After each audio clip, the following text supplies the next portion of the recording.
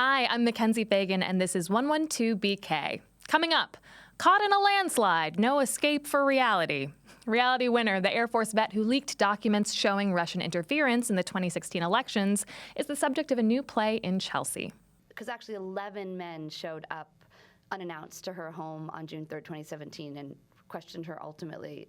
Two of them doing the questioning, but 11 men were in her house that day. And then, before she was arrested in 2017, reality winner called Donald Trump a soulless ginger orangutan, which sent us down a philosophical path. No, I don't think it's fair to orangutans. I think it makes them seem caricatures of themselves. These politicians are not orangutans at all.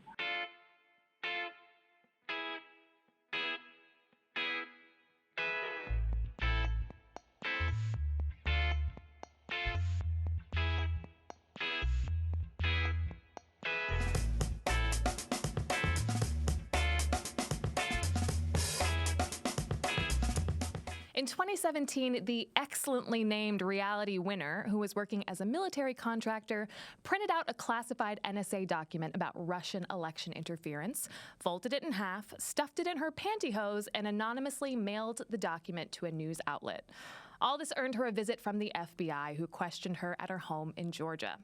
The 80-page transcript of that interrogation, which also records the overriding concern of all present about the welfare, weight, and misandry of her pets, forms the script of a new play currently up at the Kitchen in Chelsea. The play, called Is This a Room?, is an off-kilter thriller that could have been adapted from a John le Carré novel, except, of course, it's all reality. To tell us more, we're joined by Tina Satter, writer, director, and artistic director of Straddle Theater Company. Welcome to the show. We're also joined by actor Emily Davis, who plays reality. Thanks so much for being here. Thanks. And we have Becca Blackwell, who plays one of the FBI agents. Welcome to 112 BK. Thank you. So, Tina, let's start with you. Can you tell us a little bit about how you came across this transcript and why you thought it would make a good play? Yeah, she was originally arrested in June 2017, and I had very vaguely heard her name, which is very memorable, and of her, but hadn't really paid attention at all. And then in December 2017, came upon an article in New York Magazine that was a really in-depth feature, and I just randomly came upon it, and immediately I was fascinated by this young woman, like just reading way more about her and her family and her background. And then in that article, when it mentioned the pantyhose part, there was a link. It said, read the full transcript of the day the FBI arrived, and I had never read anything like that. So I clicked that link, and then immediately was reading this document was fascinating, and it felt and sounded like a play to me. And that was how I first started worrying of what this could be. Yeah. And what did the transcript look like? Was it sort of outlined like a play? It was indirectly. It said verbatim transcription at the top, which was just, that was not the title, but to me it read like the title because it was in all caps, but it was literally telling whoever would get their hands on that officially, this is verbatim. And then where it would say like characters in a play, it said participants, and it listed reality winner. They spelled her middle name wrong, which is Lee. The names of two of the agents were there, Agent Garrick and Agent Taylor. And then in the fourth participant listed was listed as unknown male. And so that also was, I was like, whoa, what is that? Which we've, come to pretty much glean was, because actually 11 men showed up unannounced to her home on June 3rd, 2017, and questioned her ultimately. Two of them doing the questioning, but 11 men were in her house that day. So we realized that unknown male is probably capturing the voices of the other 9 men right. who were in the house. It's sort of a pastiche of all of the voices and coming in on a read, and out. it was these amazing non sequiturs. So I was like, who is unknown male? They're such an intriguing figure. But once you realize it's the non sequiturs, but it's also really crazy, interesting text to play with coming in and out of these more clear scenes. So, and Becca, you play unknown male, I do. The part that you were born to play. That's true. Can you tell me about when Tina first approached you with the text and your initial thoughts? Oh God, it was December. It was that? Yep, right away. Yeah, we met at Brian Mendez's workspace. Right. I think it was Emily, me, Elon, you, and Brian, and we just read it. And I think I originally was reading Garrick. Yes. We were, because Emily looks so much like reality and is an incredible actor. That first read through, I sent it to Emily, and that, like literally after finishing, it was take a look at this. I think there could be some play in this and you could play her. But so then we immediately started reading with anyone that we felt had like some male energy to read these other 3 people listed in the transcript to start to figure out, is this a thing? Is this a play? And so Becca was on the top of the list to come in and read. And I want to come back to the masculine energy of these agents in a moment. But Emily, to you, Tina approached you and was like, not only do you kind of look like reality, but you're both from South Texas.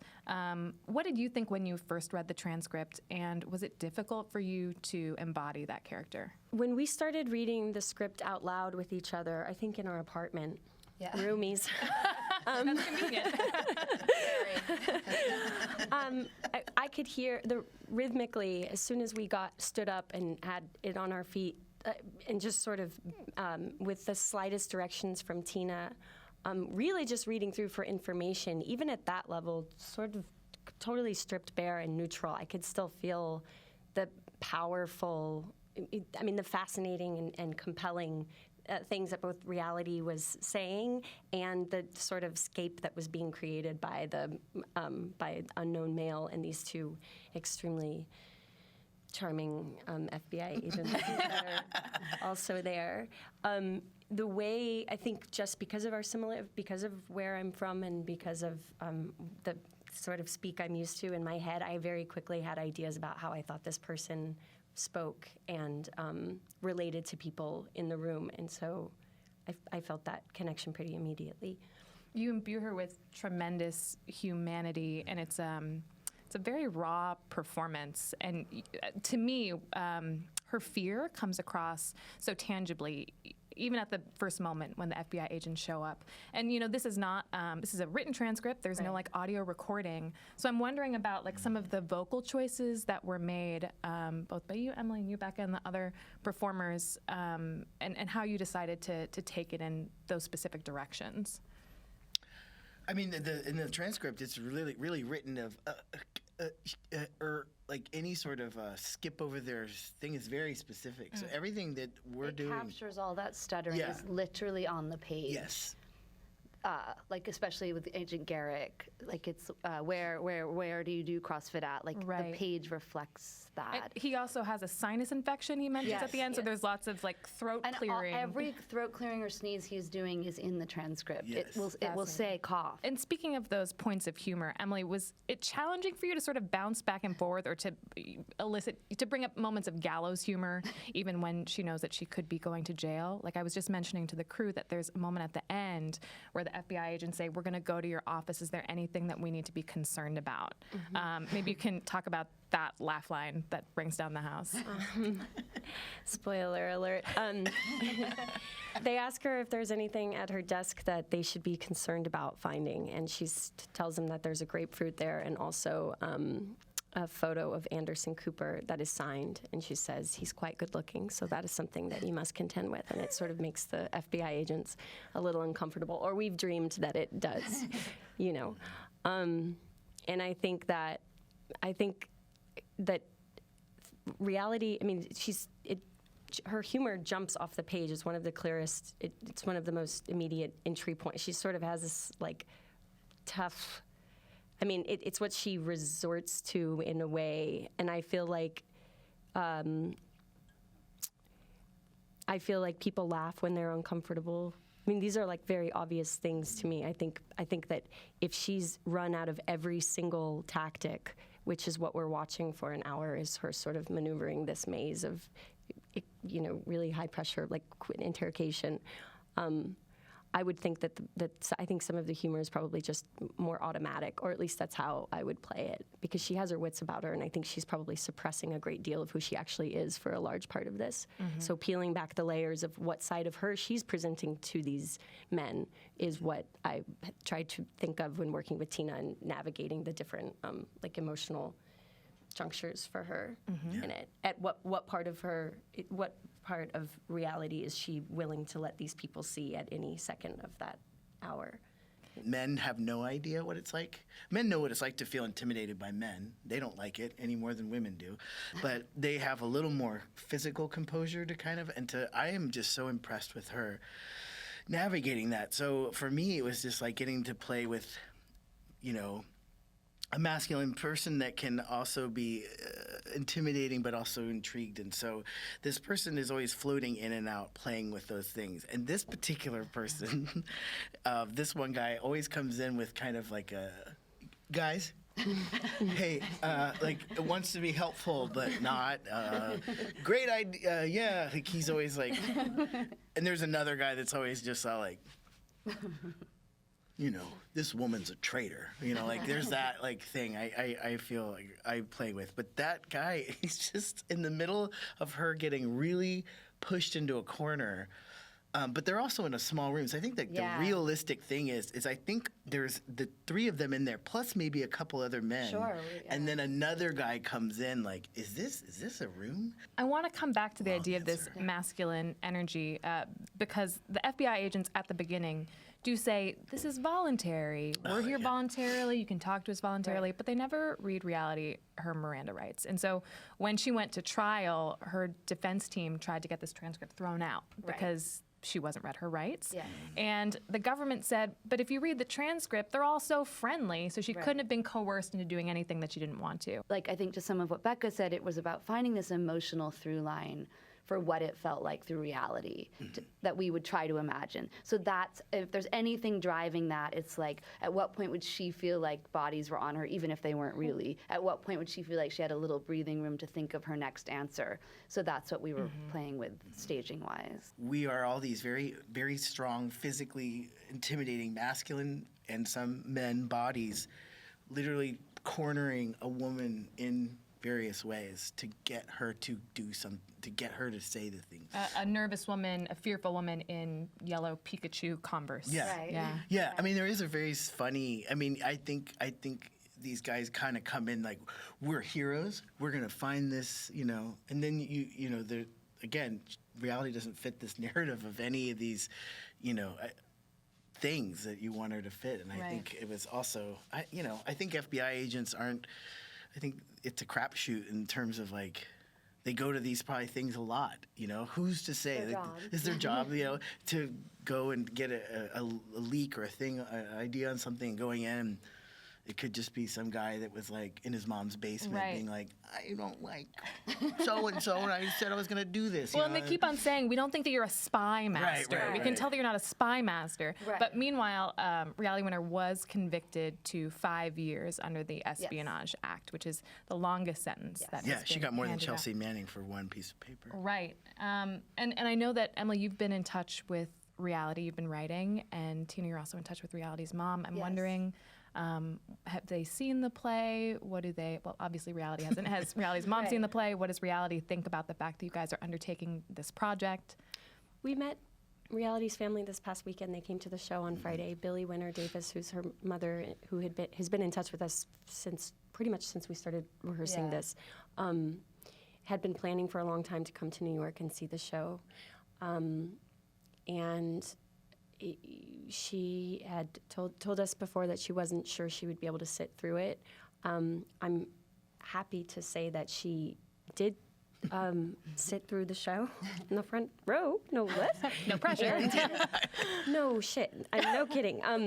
But she was very moved by the show, and I think feels really excited that that the production is getting the kind of attention that it is getting, because anything to highlight this story and to bring more attention to reality. I mean, if this is the way that this is going to happen, then this is the way that it's going to happen. And she's crazy complex, too, right? Like, we were talking a little bit about how maybe she hasn't received a lot of attention because neither side can quite mold her into who they want her to be. You know, she's an Air Force vet who has 3 pink guns in her house, but she also leaked this document, and she's a yoga instructor. You know, she's a well-rounded, complex character. And a lot of that comes through in the text, too, right, where they're talking about mundane things in addition to leaking this document like CrossFit and her pets.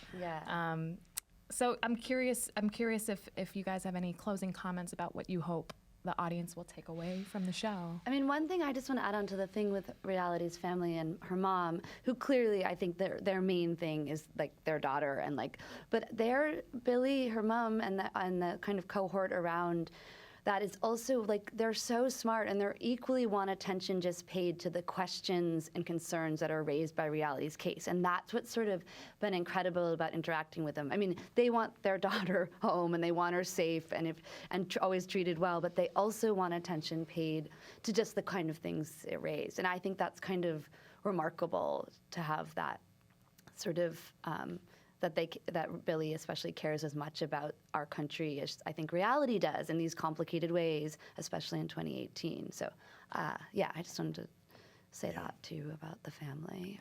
And Becca, what do you hope the audience walks out with? I hope the audience walks out with an idea that we don't. I mean, there's when you hear things on the news and there's things are a lot more complex and blanket statements about people.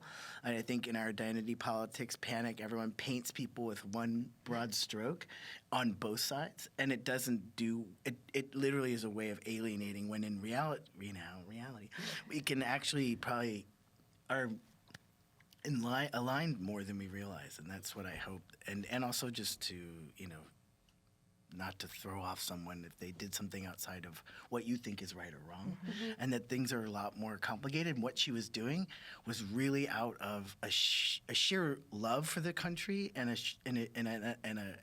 hope to try and make it a better place for everyone, and not it about leaking something. But she really did something which she thought. I think all of us, I don't think any of us really had the guts to do what she did. And as a young person, she's doing the thing that we all want people to do.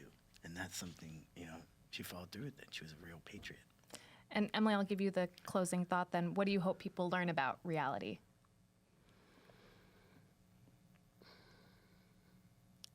I think that to watch this show is a little microcosm of a real evolution of someone from a young idealist to becoming an adult, and the ramifications of having of serving our country the way that she did as a vet, the drone mission that she worked, how that can leave a person, the tremendous effects that is having on our young veterans. I think just to care about her and to get people curious about her, because I promise the more you read about her, the more you'll want to know about her. I mean, she's a pretty remarkable person. That really comes through in the show. So thank you guys so much for bringing her to life. Tina, Emily, Becca, thanks for joining us today. Thanks for having Thank us. you. Absolutely. Thank you.